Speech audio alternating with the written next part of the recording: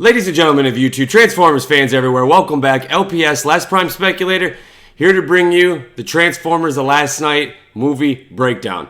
I'm going to do my best to explain this movie to you. I know there's been a lot of confusion. Some people love this movie, some people hate this movie. I'm going to do my best to break down this movie for you guys. I promised you, my subscribers, I'd give you a deep breakdown of this movie, and I'm going to do my best to deliver it for you, so let's get right to it. This movie, Transformers The Last Night, is focused on pretty much one important topic, thing, event, whatever. And that is one moment. One moment to shine, one moment to make a difference, one opportunity. It's very deep. When you have one moment, basically that one decision can affect the outcome of, in this case, Earth's existence or Cybertron's existence. It basically makes you choose a side in this movie. So let's start right to this. In the very beginning of the movie, we see the night scene. We see the big giant battle with King Arthur and I believe the Knights Templars. And they are basically determining that they're outnumbered. This is a big giant battle. At this point of the human history event, it's determining pretty much the outcome of the future of the human race. Basically, it breaks it down where King Arthur is relying on his friend Merlin, who his fellow knights, who seem to love King Arthur, would sacrifice their life for him. They don't trust Merlin. King Arthur seems to be the only one that truly trusts Merlin. So we see Merlin going into the ship. This is, in a way, a soft reboot, but he comes in, and Merlin's actually Stanley Tucci. My fiance pointed that out to me. I recognize that, but Merlin is actually Stanley Tucci. We were thinking it was rumored to be that TFR gentleman, whatever his name was. But when Merlin goes into this ship, Merlin has had contact with this knight that he's speaking with. He's aware of whoever this handing the staff to Merlin is. They have a bond. They have a relationship. Merlin is basically saying, we are at our darkest hour and we need your help. And he says, I swore of your existence. No one knows who you are. I've been loyal to my word towards you. Nobody knows your existence. But basically at this moment, everything is all messed up. And I need your help. He basically is valuing the friendship between human, knight, and transformer. And with this one event is the bond between Merlin and whoever these 12 knights are passes this Cybertronian staff. And with the Cybertronian staff, we learn the existence in Transformers of magic. Magic is the big thing. And with this staff, Merlin becomes the commander of the Guardians of the Knights. And with this, the Guardian and the commander of the Dragon, which we know to come to be as Dragonstorm, right? Now, because of this passing of a bond, this was a very important part. This is what basically King Arthur was relying on. Artifact, we see all the transformation in the swords, the metal. They are blessed with Cybertronian magical powers from this knight, from Dragonstorm. We see Dragonstorm fly down, tear it all up. It was so sick. Oh my God, I loved it. And pretty much it ended up having the tide change in the favor of King Arthur, his knights, and the people that worship the great king, which is King Arthur, because of his loyalty towards Merlin and basically Merlin's bond with this knight, right? Now, let's talk about the intro, kind of. Not the introduction, but basically where they kind of catch up everything, refresh our minds and everything. So, basically, Transformers are declared illegal on Earth. They're not allowed to be here, right? The war from Age of Extinction and this one is still continuing. Now, basically, TRF is in control. TRF is hunting Transformers. It sounds like more now that we saw the movie, they were really going after Decepticons more than Autobots. But at the end of the day, particularly in the United States and Chicago, it doesn't matter. They're hunting Transformers, right?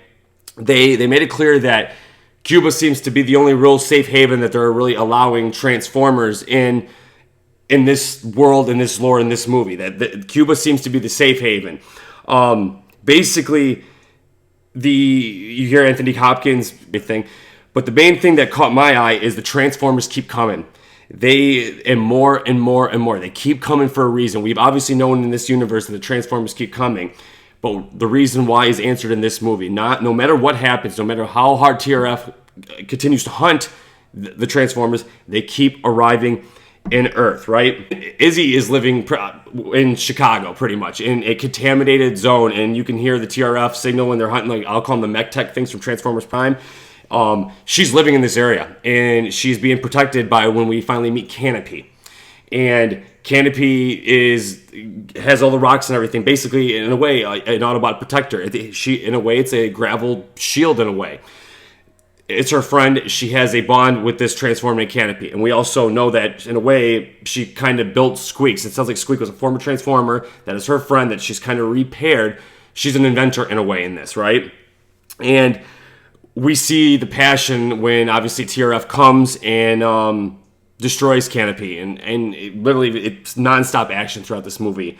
When we actually see the full image, we've gotten glimpses of it in the trailers, the TV spots, but when it all goes down, man, that really, really affected me. That was very sad. You see Canopy's eyes, and my God, that Autobot blue, and then he's just, like, and then I think the other part that really affected me too is when Izzy said they're scared, they want to be home. They basically want a purpose. They're in hiding. They are terrified for their lives, and they're still drawn to Earth, and in a way that the Transformers don't know. But when Canopy dies and we see Izzy crying, she did a phenomenal job in that. She nailed that part, right? You see the entrance of Cade, right? He comes and saves these kids and everything. We see B come out like a badass and destroys that mech tech gear, right? But after that whole battle, after he saves all of them, we see Cade find a crash-landed ship, which what the kids were attracted to, which I believe, I don't know if it was confirmed, but I think we can agree that was Steelbane possibly. But I was wrong on that part when I said that this one looks threatened. He looked threatened, but basically that this knight was a good guy. He was a good guy. And when Cade finds this knight, you could see the Cybertronian, the green energon shit coming out.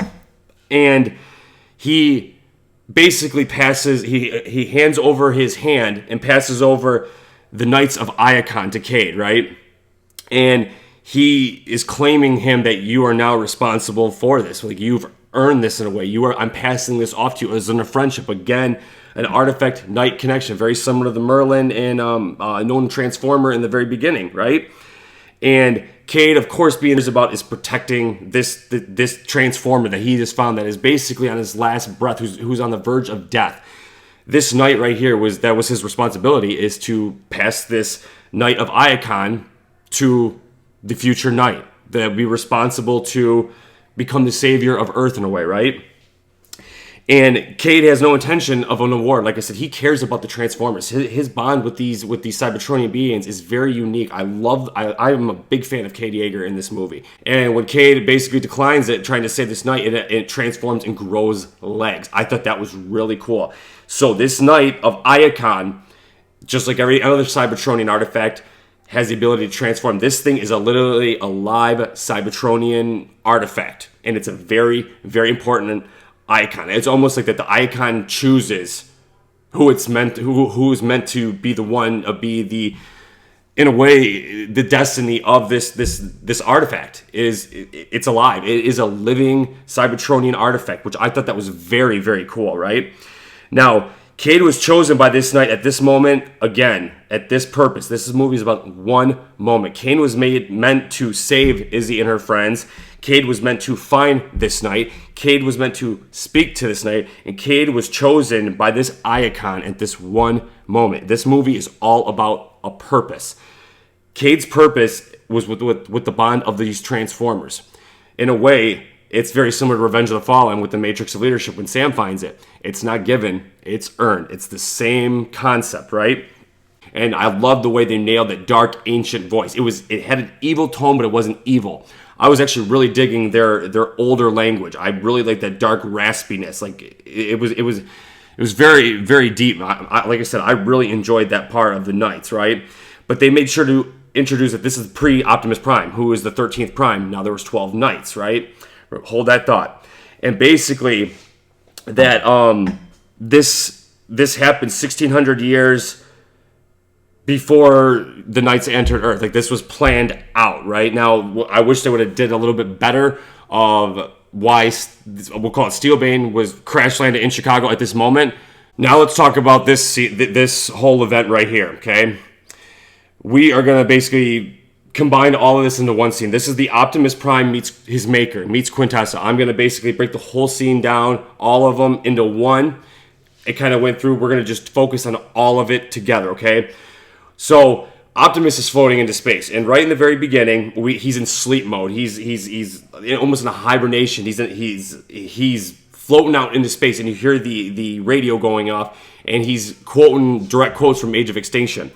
Now, I caught this right away. I don't know if you guys caught this. You can see the cross on Optimus's sword in the back of it. Like, it shows a real glimpse of it real quick. You see the knight's sword, like the little cross, which means that sword is connected to the knights. We obviously knew Optimus Prime was a knight from Age of Extinction. I thought that was very cool. A little Easter egg that we didn't see in any of the trailers, right?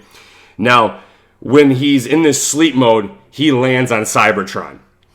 When he lands on Cybertron, I was a little disappointed. I kind of felt that was a tad bit lazy way out. But at the end of the day, we finally got to witness Cybertron. They kept their word on the Cybertron. So he wakes up out of this sleep mode, and he finally walks up, and he's in shock. He sees Cybertron, my home, my planet. I mean, this is what it's been all about. The war was between him and Megatron started at his home planet. Now it's gone to Earth. So Optimus is finally on his home planet, Cybertron.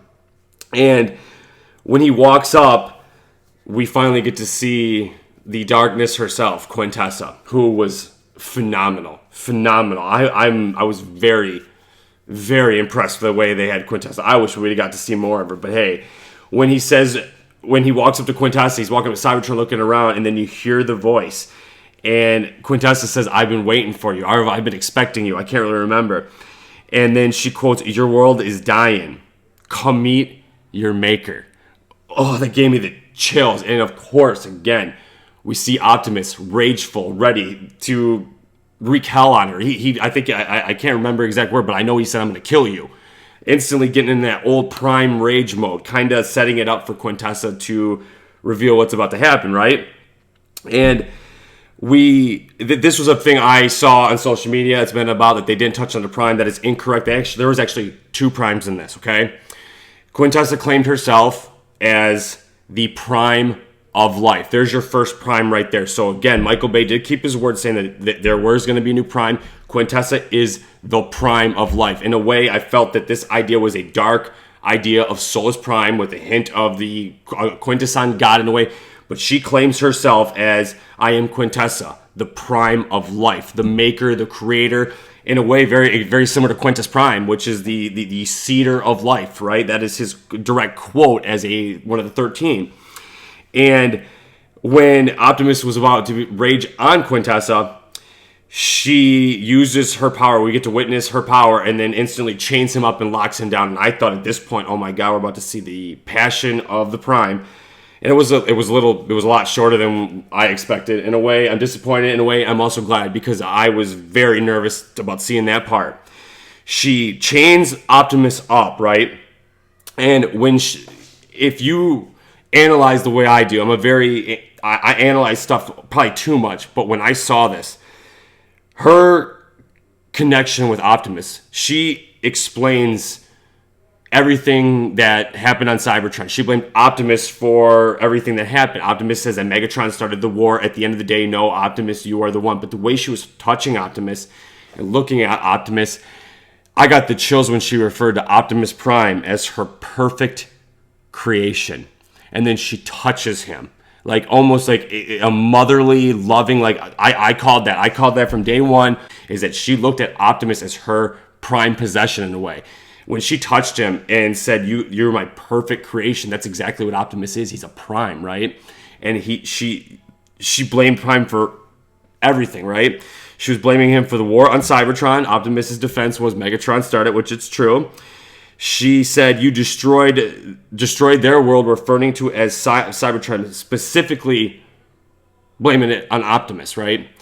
We see her slap Optimus, and then the red paint infection is intact, right? That part in the trailer basically spoiled it. That was really how Optimus got infected, right? And when she slaps him. Optimus is basically is going through. I'd say absorbing everything that she's providing the knowledge from him. She's the creator in a way. He's very confused, right? And when she talks about that, after she calls him his perfect possession and puts the red paint on him, she says, I am your maker. Or something like that. You are mine to command. And basically at this point, in a way, Prime is almost accepting, like, wow, this is my maker. And I think he was also thrown off as a female, too. But it's like a love-hate obsession relationship that Quintessa has with Optimus. Optimus was her, quote, perfect creation. That's a deep thing. Now, when his whole goal is to restore his home planet, Cybertron, Quintessa starts educating Optimus on this part and saying, basically going through the origins of what happened with the Knights of Cybertron, right? All the questions that we've been speculating about, she explains it right here. I think we did pretty well in our speculations, by the way, guys. She talks about this staff that was stolen by the 12 Knights of Cybertron. This staff that she needs to get back, and she's Optimus to do it. With this staff, she can rebuild her Optimus's home planet, which is Cybertron. But the Knights are guarding this staff. And being that Quintessa was built Optimus as her perfect possession and hers to command, he needs to retrieve the staff for her to retrieve Cybertron. So his intentions are good, but the result is bad. Very similar to Megatron's whole goal. Megatron's whole goal has been to retrieve Cybertron, right? Now, she refers to the Knights as the great betrayers of Cybertron when she took this artifact, right? And she chooses Optimus in particular to do so. Probably because, again, her perfect creation. He is Optimus Prime. He's a leader. He's a warrior. The humans love him. The Autobots, Optimus Prime is a badass at the end of the day. I think we all know I'm a big diehard fan of Optimus. He's the perfect one to retrieve this staff. But what was the money quote in this is when she refers to Earth as Unicron. Yes, Unicron. Guys, we got that one. That was huge. She refers to it as Unicron. Basically, the plan was to use Optimus to kill Unicron, use his soul spark and everything to power up this artifact so Cybertron can be restored. She was going to basically manipulate Optimus to kill Unicron, and that's exactly like Transformers Prime. Transformers Prime, Unicron was the core of Earth, right? After the battle with Primus and Unicron scattered out, but they took the idea and concept from Transformers Prime, which is really cool, which is a very popular show. If you haven't seen it, watch it, because Educan, this is a new route they're going. So when she refers to Earth as Unicron, oh my God, I got the chills. So that horn in the desert, we know is Unicron. We've been speculating forever, and guys, again, we got it, man. We got it. I was so hyped. I grabbed my fiance, so we got it. So Optimus now, at this point, Earth is not called Earth anymore. It's referred to as enemy as Unicron. When he says Unicron and Optimus is sitting there being chained up, he knows Unicron, the ancient dark god or something of Cybertron, the enemy of Cybertron. Unicron is the endgame of the Transformers lore. We all know that, right? He totally knows that Unicron is evil. In a way, Quintessa manipulates him to do her evil bidding, and he needs to kill Earth, aka Unicron, for her to get the staffs to rebuild his home.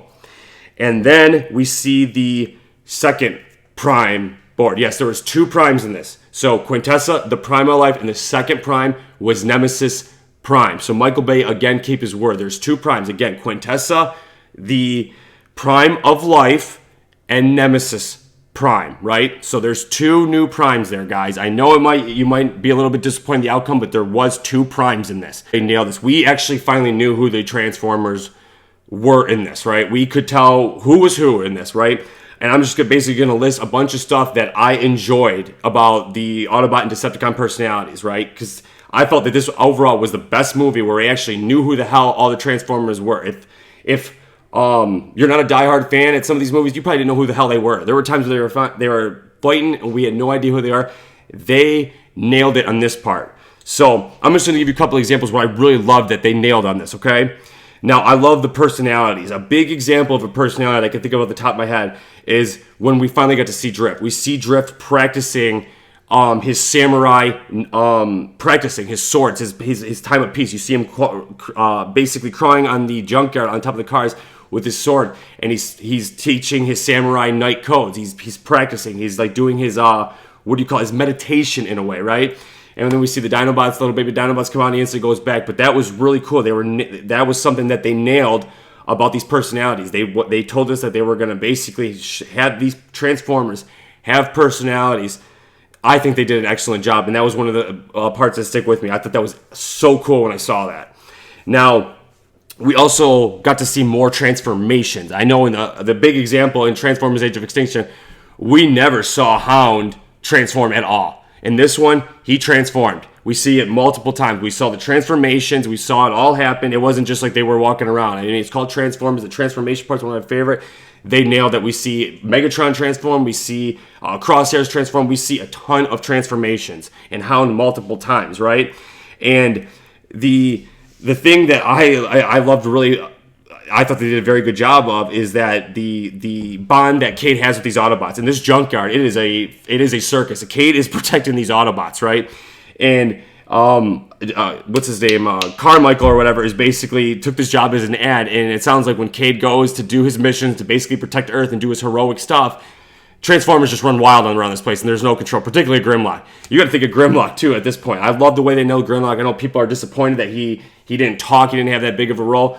The point is that I think they're setting it up for Grimlock. I love Grimlock's personality in this. Basically, they said he was a naughty dog, junkyard dog, right? That's exactly what he was. He lived in a junkyard. He would eat all the metal. He wouldn't listen to anybody besides Cade. He was hiding the cruiser or whatever from the cop in the beginning. He had a personality in this. And basically, when Cade's not there, he runs loose. And think about it through Grimlock's perspective. When before Optimus released Grimlock and the Dinobots in Transformers Age of Extinction, Lockdown said it'd take centuries, but he captured all the Knights. So you got to think, this is a dinosaur, and I'm assuming during Beast Era when he was captured. Technically, he is a child, right? He is learning Earth. He is learning, Autobots in a way. He is learning the life of everything, and he's very immature. Without Cade being there, it's like a child in a way.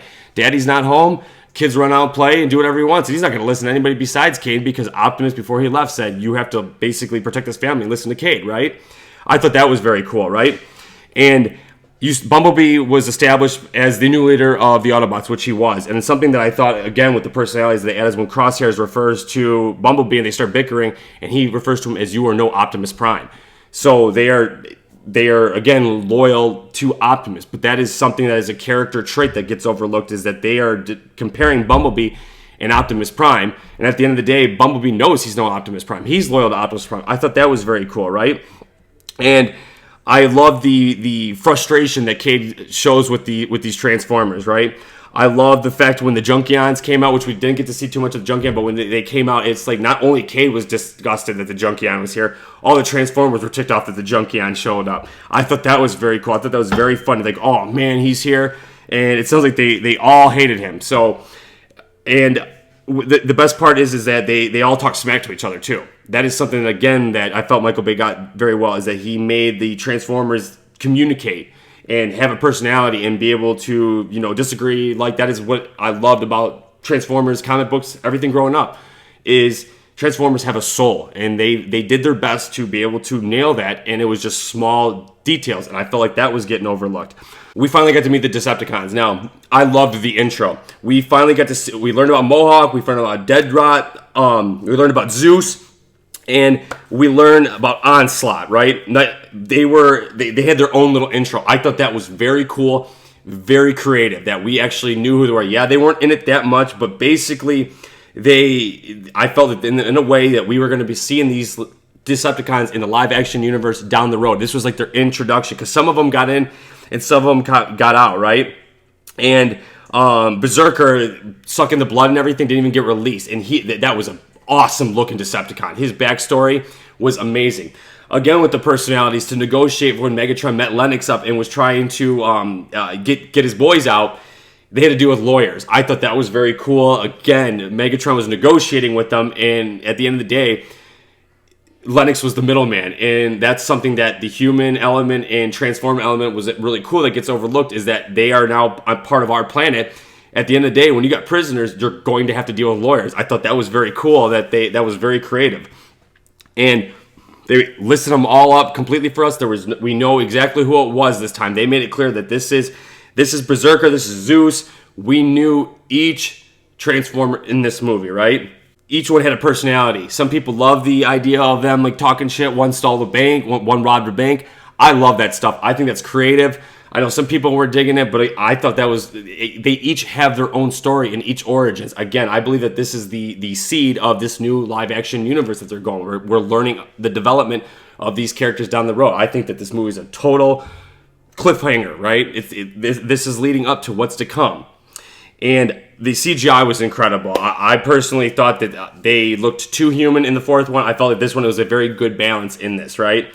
And one of the favorite parts that I really enjoyed was basically, it was Hot Rod's French accent. Again, with the personality, he chooses to talk with that French accent because he enjoys it. They did a phenomenal job of making sure that these Transformers had personalities and had souls. I thought that was very good, right? Now we're gonna go through all like the main characters and everything. Let's start with Cogman first, right? I loved Cogman in this. I thought Cogman was hilarious. My fiance really enjoyed Cogman. They nailed Cogman. Cogman was a great brand new Transformers I hope they keep him in this universe. I was a big fan of him. We knew that going into it he was a headmaster, but we finally got to see the psycho personality of Cogman, right? The martial art expert. I mean, he spent the whole time tormenting Cade this entire time, right? I love the fact that when he gets nervous, angry, or anything, he's constantly twitching. You could see the split personalities of Cogman in this, right? I thought that was very cool, little twitching eyes. That's very good character development. The gold body was phenomenal, right? It looks like he is part of royalty. I loved his ability to basically be a ninja warrior. When he broke Crosshair's finger, you know right away that this guy was a headmaster. This guy, I hope down the road they actually do show him becoming a headmaster. They can't fit it all in. Hopefully down the road they're going to. But I thought that was absolutely awesome when Crosshairs walks up and says, "I'm going to stalk this cockroach right here." Cogman breaks his arm and said, "You are needed, sir." And then you see Crosshairs screaming in pain, right? And when Cogman finds Cade, he describes this whole event as happening for this moment, this one moment. He said that Cogman is here because of the Night Icon. The Icon is here because of Cade. And Cade was chosen. So everything happens for a reason. I was very connected to that part. That part I really enjoyed. That this purpose, Cade has always wanted his moment to shine. And it was due to this one moment that Cogman was here. That the Icon... that Cade saved that night, that gave that icon, that the icon found Cade, that Cogman came because of that icon, and then now Cade is now possessed by this icon. Everything happens for a reason and a purpose, right? I thought that was very cool.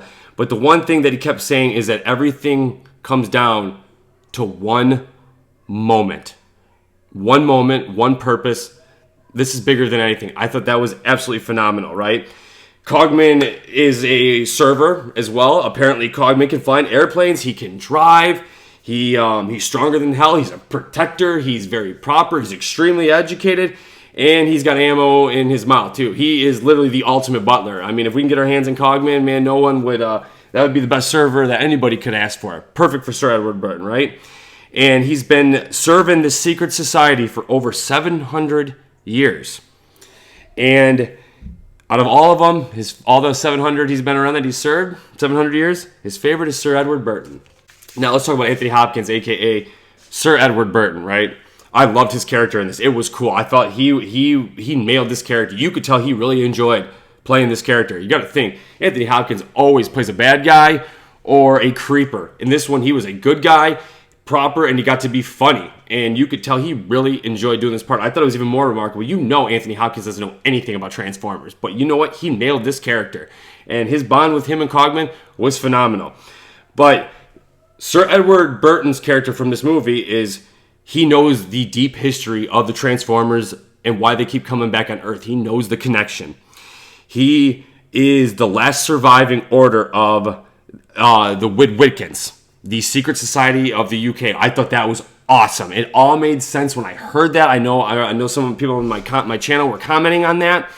That all made sense. And what do you know? They always say the secrets are hidden right in front of you. There it is, right? I love the fact that he was a collector of anything involving Transformers, right? He was a collector of the Transformers, documents, artifacts. He had the pictures. He had the pillar that activated the sea, or in Dark of the Moon, the one that Sentinel had.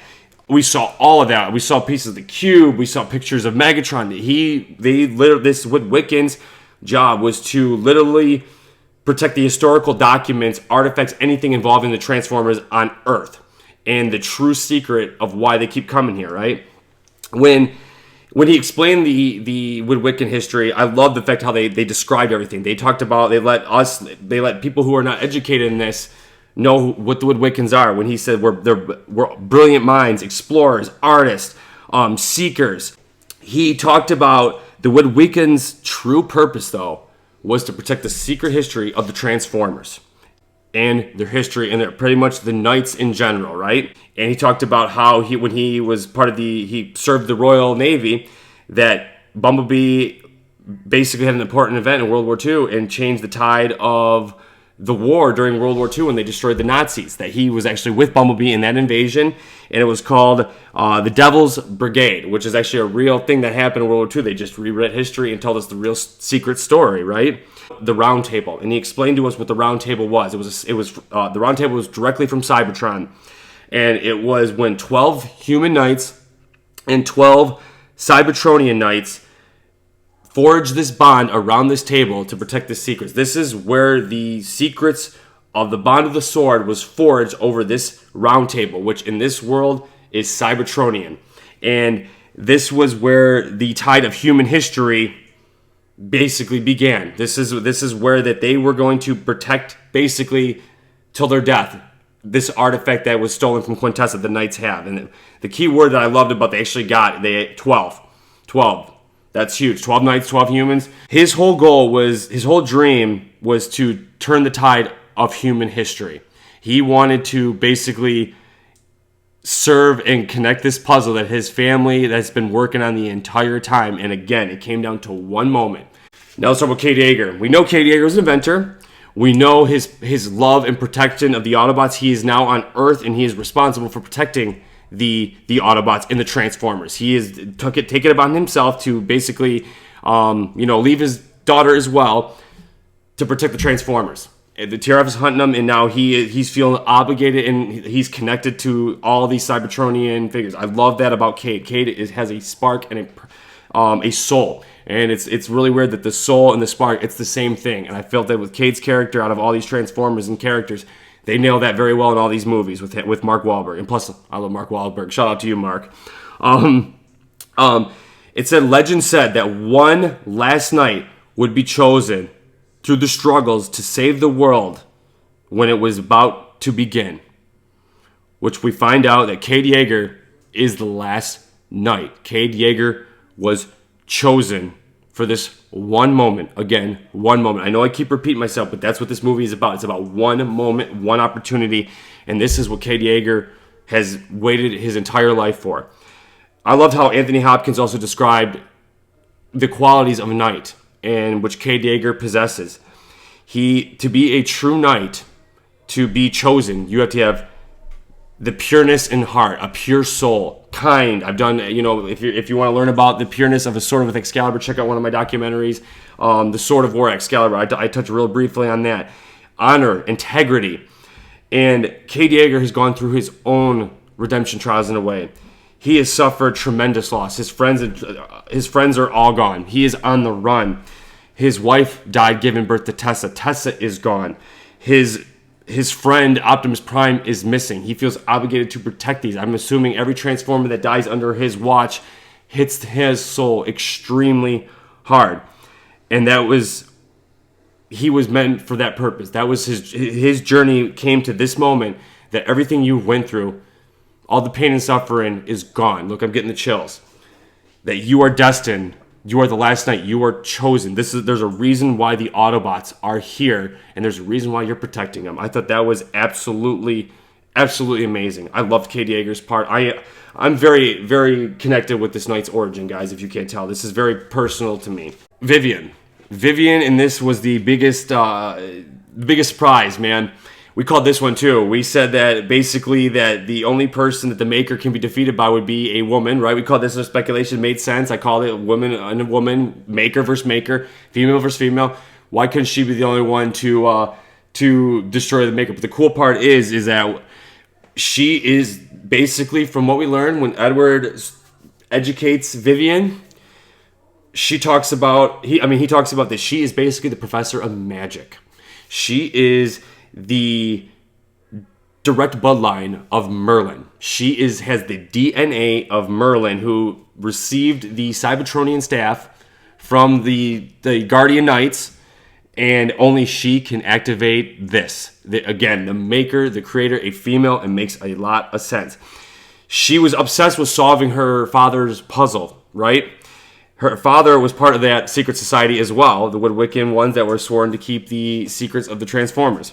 It was cool how Hot Rod, too, in a way, kind of crushed on her. But apparently Hot Rod was her guardian, too. I think that's very cool, too. So Vivian might actually be serving a purpose down the road, being she is the DNA of Merlin, right? Her blood goes back over 40 generations, starting with what they said. They said Merlin and her ancestor Viviana or something like that. I thought that was very cool when they showed the whole pyramid down, right? But basically that for Earth to be saved, only Vivian, not the last knight. Vivian is the last hope of Earth's existence.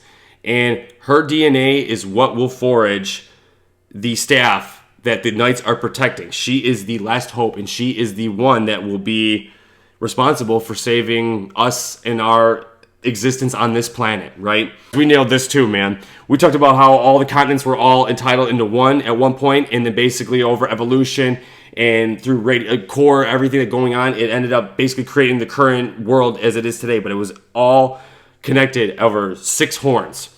The 6 horns being the horns of Unicron. And at the center of these horns was Stonehenge. Stonehenge is the activation of what Quintessa needed to basically use the power that she was going to kill Unicron to put in her staff to recreate Cybertron. So at the end of the day, we all know Unicron is the end game, but Stonehenge is the direct middle of the cross, which we see all over these movies, right? Basically, Agent Simmons wants to get in this secret society, right? So he's been doing research and everything, and he says Cybertron is Earth. Cybertron and Earth are connected, right? Yin and Yang. Cybertron is Primus. Primus is Cybertron. Earth is Unicron. Unicron is Earth. At the end of the day, it is still connected, right?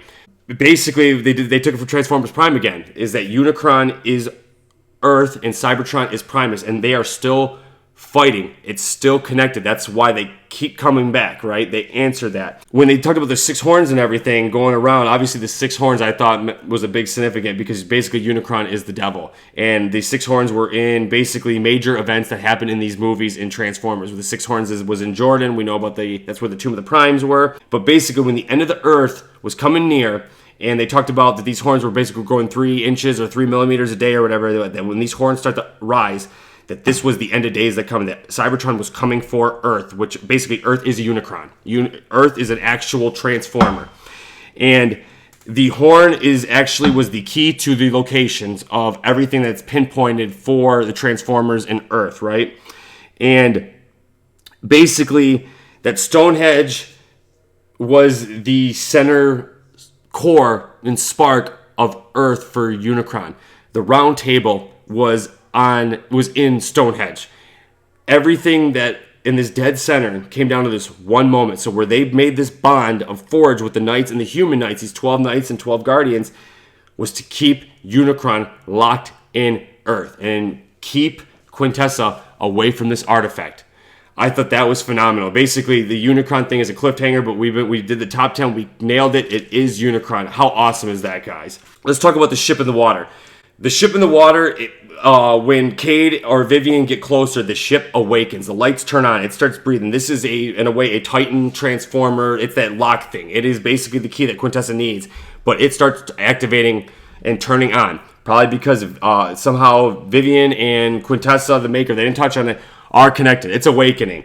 Well, they basically, once they get closer to this ship, that Cogman acknowledges that this has been buried since the Dark Ages. Basically, that I think that the way the world is now, was basically created with more water to bury this ship, to guard this treasure that Quintessa needs. And the ship becomes alive, and basically Cade, being the last knight, makes a very small comment that gets overlooked, that basically he said that something's guiding me towards this way. This is the correct way we're supposed to go. Well, when they get in this center and we see everything awaken, and we see everything erupt, and we see all these knights around, which is absolutely beautiful, basically this is the tomb of the knights. This is the new tomb of the primes. Cade acknowledges that this is the tomb, and that these knights are guarding the body of Merlin. That they are guardians of this staff, and they are guardians of Merlin. Merlin is the DNA and is attached to the Cybertronian staff. So now that Merlin has this, Merlin is actually a part of this staff. His body, his corpse is literally in the DNA of this staff. Now when they open it, they see the dead body of Merlin, but then they also see that this staff is wood. A cool thing that they talked about of Merlin's tomb is when Vivian reads what is engraved in Merlin's tomb, and it says, "No one shall have it." That is a big deal. Basically, that, again, this is being guarded. So I'm assuming that means that the knights will awake and kill whoever tries to touch it, that only one is destined to own this Cybertronian staff. And once Vivian grabs it, we witness the transformation and the birth of magic in the Transformers lore, that this wood becomes the actual staff that Quintessa needs. And when she picks it up, that wood becomes Cybertronian. And I love the part when they showed Quintessa. It showed the connection between the females, again, the makers of everything, right? Now, the knights all awake and everything when TRF comes, and they scream, "Protect the staff." And we hear their dark voice, and at all costs, they will protect this to the death. And they are bound to basically protect Merlin. Merlin is the guardian. They are now the guardians of Vivian when she takes over the staff, right? And then we see Optimus finally fly in and slaughter one of the knights. And I loved how Peter Cullen was portrayed as Nemesis Prime. You could tell it was Peter Cullen, you could tell it was Optimus, but his voice was definitely different. Comes in, slaughters everything, and I loved Cade's reaction in this. I love when Cade was just so happy to see Optimus. I felt so connected to that part where Optimus and Cade made eye contact. And Cade was just like, there he is. He's been, you got to think about it. This has been 3 years after. He's been on the run. He loves Optimus. He finally sees him, and Prime is pure evil. This is not Optimus. He's trying to wake his brother up. And he says, "I come for the staff." And Cade, with the trust and loyalty and love to Optimus, convinces Vivian to give it to Prime.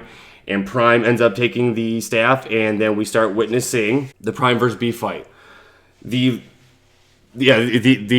fight that we were all anticipating was not as long as we thought it was. I think it's going to be a lot longer in the deleted scenes of the director's cut. I think they cut it shorter. In a way, I'm glad, because that 5 minutes of this was enough for me. I was in tears in this scene. I will admit, this affected me a lot. When Prime is screaming his title, "I am Nemesis Prime," man, that really sucked, man. That really sucked. It still bothers me to even say this. I'm trying to break this down for you, but that's how much I'm connected to this character, guys. He screams and refers to Bumblebee as, "You are nothing." And then when he rips his wings out, and man, that still affects me. I'm sorry, guys. I don't even like talking about it, just because I see my hero doing something evil bidding, and he can't control himself, right? We see Cade begging Optimus to convince Prime to come back, to stop. This is Bumblebee. This is B. This is your friend. This is your brother. This is not the Optimus we know. I'm getting emotional, guys. I'm sorry. When the ship started rising out of the water, then the music and everything starts getting really epic, right? And when Prime basically has Bumblebee at his last end, right? B puts up a fight too. B puts up a fight. He's just no match for Nemesis Prime. No match. And when he pulls the first sword, miss, and then Cade is begging Optimus to reawaken. This isn't you, Optimus. And then we see Optimus pull out his sword, and then we finally hear Bumblebee speak. We finally get to hear Bumblebee's voice. And he says the direct quote, See, guys? Oof. I am Bumblebee, your oldest friend, Optimus. I would lay down my life for you. And that instant moment, damn, guys. Oof. Get emotional.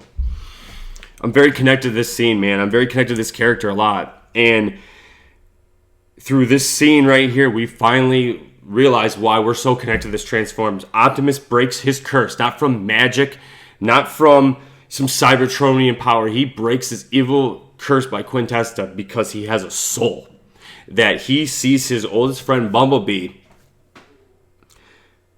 wake up and he hears him speak. And that's so beautiful. They nailed that part. That is so beautiful. That is what broke Optimus out of his curse. It wasn't a power. It was seeing Bumblebee speak again. He said, I have not seen you speak since Cybertron. His love for his Transformers and his relationship, that these Transformers have a soul, that is what broke this evil curse. Nemesis Prime at that point was defeated. It was done. Optimus was back. And then I'm in tears at this point in this fun movie. So happy. Finally think we see Optimus break out of his evil demonic state. And then Megatron comes down and starts talking crap to Prime. He steals the staff, flies away, and then starts happening. The Knights basically start attacking Optimus, and they are beating the hell out of him. They're calling him the great betrayer. He was. You chose Quintessa over this. You are Optimus is a knight. There were 12 knights. He is the 13th knight, and he chose Quintessa even though he was under control. At the end of the day, in a knight's code, it doesn't matter if you're sworn to protect something and you go against your code as a knight. There's only one outcome, and one of the knights say it. The result is death. You've betrayed your kind. You betrayed us, Optimus, for Quintessa, the great betrayer, right? And Optimus is willing to accept his death fate at this moment because he understands the Knight's code. And he tells Cade Yeager that the Knights are going to kill me. And he deserves it because he betrayed them. Even though he was under control, he was willing to accept that he's going to not only lose Cybertron, he's going to lose Earth, that the Knights should kill him. He's a failure. And then that's when, again, the bond of Cade Yeager and his purpose, his one moment, when the Knight was getting ready to behead Optimus, Cade Yeager's love for Prime, then we see that with that icon take over, and then we finally witness Excalibur. We see Excalibur come out from the Cybertronian powers, and Cade protects Optimus. And that was also a very beautiful scene, too. We see all the Knights. God, man. I'm sorry, guys, man. Very emotional. We see them all raise the sword up. And they did the Knights honor. That basically the last Knight is now claiming that Optimus is one of them again. As in, the balance is forged. The Knights are all together at once. And Optimus is their leader. And Cade basically, leader at this point, in a way, without confirming it, tells the Knights, Optimus is still your leader. At the end of the day, we die without him. We need to work together because of Optimus. And Optimus, of course, does his heroic speech and says that he will never betray his friends. He won't betray Earth. That this is basically his home. And Cade basically says, without Optimus being here, Earth's fate is dead, and we have to follow his lead. So Optimus is now again under the leadership due to their bond, and the last Knight giving orders to Dragonstorm and the 12 Knights. Right. I thought that was an extremely beautiful scene that gets overlooked. Let's start with the final battle, okay? The final battle. The Knights Alliance is all reformed under the bond of the sword. Cade Yeager is the last Knight. He claims Optimus is your leader. Follow him into death and battle, and we are going to work together. And at the end of the day, Cybertron is coming. We have to stop Quintessa. So when Megatron is in the middle of Stonehenge, he is activating Cybertron. He is waiting for Quintessa to basically come, and he sees Cybertron again, right? He ends up killing Sir Edward, and Megatron's whole goal, I know people are upset about this. I think they're setting this up for Megatron's origins and Prime's origins in Transformers. I believe it's 6, right? So we have the Bumblebee spinoff next. We're going to start speculation on that very soon.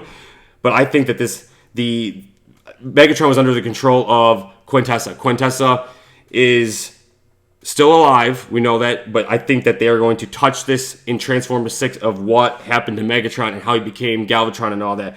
Plus, it gives us reasons to more speculate about it anyway. So they are trying to basically stop the core of Cybertron. They're trying to stop Quintessa to save Earth. And basically the humans are relying on math and science over the Transformers word, that Vivian is the key to stopping Quintessa. Of course, the humans, our arrogance kicking in. We think that science and logic is the correct answer.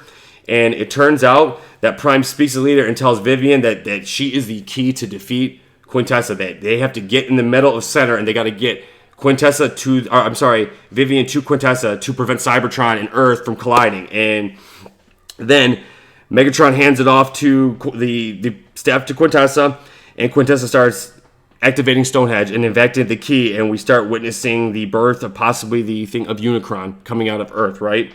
And basically Cybertron would begin using the core of Earth and a geoenergy to rebuild its core and reclaim its birth, and basically use our energy, of Unicron's energy, to recreate Cybertron again, right?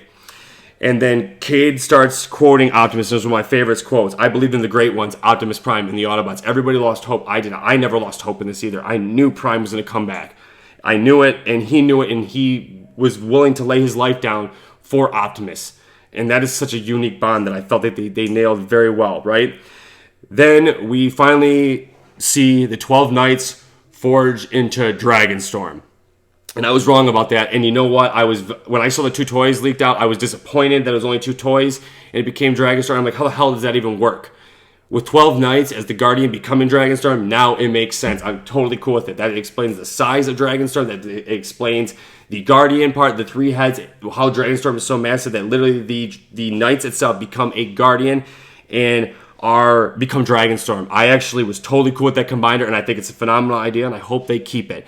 And when he flies out of the night, they call it the Autobot ship now, that they're all working together, right? That was absolutely amazing, right? And then the target is the core of Cybertron. Now, Megatron is leading the Decepticons, he's leading the Infernicons, and he's basically trying to prevent this, because at the end of the day, Megatron results bad. He just wants to save Cybertron. He wants to go home. His results aren't good, but at the end of the day, his intentions is just to recreate Cybertron, and Quintessa seems to be his last hope in that regards, right? And then we finally see Squeaks, who, this was his only purpose. I think it was just to fill in. It was an easy way out, but he finally has a moment in this, and he destroys that big gun and stops and prevents everything from happening, right? Prime returns on Dragonstorm when the humans were basically going against Optimus's word. We need to do this. And when we finally see Optimus Prime fighting on Dragonstorm, and I called that too. I called that in my breakdown. We see Optimus flying down with the sword on top of Dragonstorm with the epic music.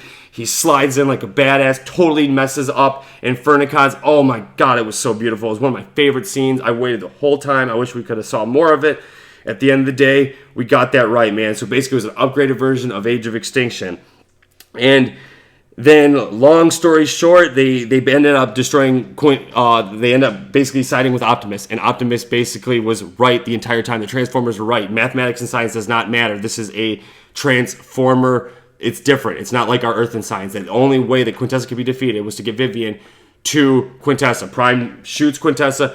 She disappears. And then we find out that basically Quintessa disappears. He destroys Megatron, and Optimus claims Earth as his new home, and they're going to rebuild Cybertron. And we called that too, how we said that one side's going to be Cybertron and one side's going to be Earth. So this literally is the new home planet of Earth and Cybertron. So this is literally how the core is going to happen and how they are going to build these live action universe. Think of it as one giant city is Transformers and the other city is humankind, man.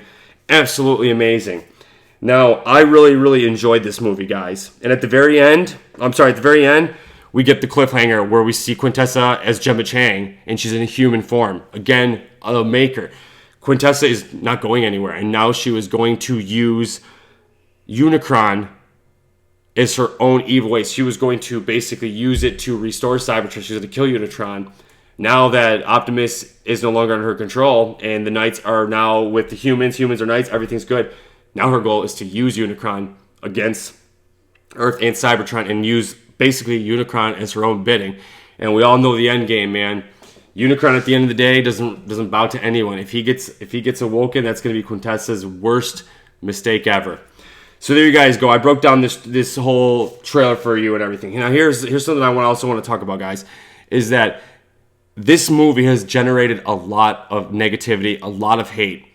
And I wanted to make sure I didn't do anything negative for this movie in this review, because I feel like almost every other channel you could find breakdown talks about all the negatives, and I wanted to focus on the positive, because at the end of the day, I lived through this. My community lives through this, and I hope I delivered for it. I didn't want to do anything negative in this. I'm not even going to give this a score. I love this movie. I'm not going to say which one's the best, which one's the worst. The point is, they fit as much in this as they possibly can, and they actually cut it. And the stuff I've been hearing, I'm not a fan of. So I wanted to make sure I wasn't negative and gave everything I could that I thought of positive about this movie. And remember, there's a 40-minute extra director's cut coming. So a lot of those questions that you've been asking about could be in that director's cut. But this movie was, in my opinion, phenomenal. And I'm connected to the Transformers. I'm extremely connected to the Knights origins. And I wanted to make sure that you guys got what was good about this movie. And I just want to bring positivity to this universe. At the end of the day, guys, we are so fortunate to be able to watch this stuff in crystal clear HD, CGI. We are in a new era, and let's try to enjoy this, right? Now, the final thing I'm going to talk about is that my next video, I'm going to be doing a breakdown review with my fiance. I want you guys to ask some questions about it from a non-Transformers fan. I'm not going to tell you the result, how she felt about this movie, and let her do it.